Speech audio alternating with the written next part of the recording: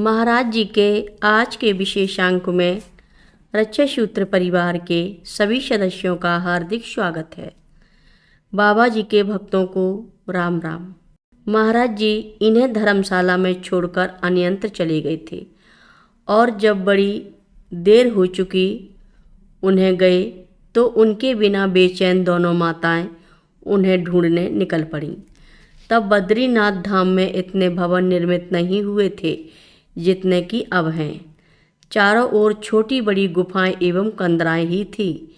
ये दोनों माताएं बाबा जी को खोजते खोजते गुफाओं कंदराओं के भीतर झांकते जब एक बहुत बड़ी गुफा में पहुंची तो वहां एक कोने में आसन जमाए ध्यानस्थ बैठे बाबा जी को पाई, परंतु यही भी देखा कि वह स्थान अत्यंत निकृष्ट था।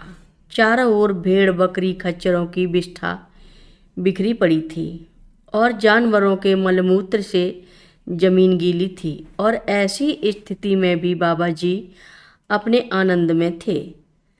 तब भी गुफा की ऐसी दशा में भी श्री माँ जीवंती माँ की गुफा के भीतर झांकते और महाराज जी को पाकर उसमें प्रवेश करते ही वहाँ दुर्गंध के स्थान पर अत्यंत मधुर मनोहारी नैसर्गिक सुगंध की ही इनको अनुभूति हुई। परम आश्चर्य के साथ बाबा जी जो विराजमान थे वहाँ अपने अलौकिक तत्वों में, ये तो थी ऐसी अनेक अलौकिक घटनाओं में से कुछ एक, अन्यथा तो बाबा जी महाराज जी के दिव्य शरीर से, उनके कंबल से, वस्त्रों से तथा उनके शयन के बिस्तरों से सदा ही एक अनिर्वचनीय सुवास प्राप्त होती थी, जिसकी उपमा केवल एक अबोध शिशु के बदन की गंध से की जा सकती है। बाल स्वरूप भगवान के स्वरूप में ही तो बाबा जी सर्वदा स्थित रहते थे, मूल भाव में। बाबा जी के अन्य रूप स्वरूप तो उनकी लीलाओं के अनुरूप अंश मात्र होते थे। इस तथ्य की पकड़ बिरलों के ही परम सौभाग्य की बात थी।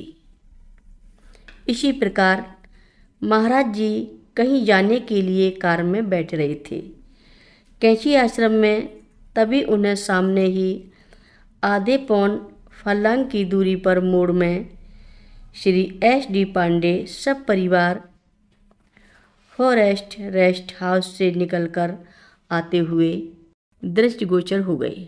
पांडे जी को इसके कुछ पूर्व भी आने का आदेश था, पर समय का पालन वे न कर पाए थे और उन्हें विलंब हो गया था। महाराज जी को दूर से कार में चढ़ते देख वे वहीं रुक गए कि कार के पहुंचने पर यहीं दर्शन कर लेंगे, परंतु शायद महाराज जी गंतव्य को जाने में जब अधिक विलंब नहीं चाहते थे और फिर पांडे जी ने भी तो अपनी ही सुविधा देखकर समय की पाबंदी भी बुला दी थी। कार स्टार्ट हुई, आगे बढ़ी उसी मोड़ पर जहां पांडे जी सब परिवार खड़े थे, पहुंची और मोड़ पार कर ऊपर सड़क पर चल दी, परंतु पांडे परिवार ना तो कार को देख पाए और न महाराज जी को। कैंची आश्रम पहुंचकर ही उन्हें मालूम हो पाया कि महाराज जी की कार उन्हीं के सामने से होकर गुजरी थी, पर पांडे जी सब परिवार सहित महाराज जी के दर्शन नहीं कर पाए थे। हर रोज महाराज जी की कथाएं सुनने के लिए सभी भक्तों का धन्यवाद। सभी भक्त रक्षा सूत्र चैनल को सब्सक्राइब करें, शेयर करें, लाइक करें, घंटी बजाना ना भूलें। कमेंट बॉक्स में लिख भेजें जय नीव करोरी बाबा जी महाराज। सभी भक्त मिलकर बोलो नीव करोरी बाबा जी महाराज की जय जय बोलो, सिद्धि माता की जय जय बोलो, जय श्री राम बोलो।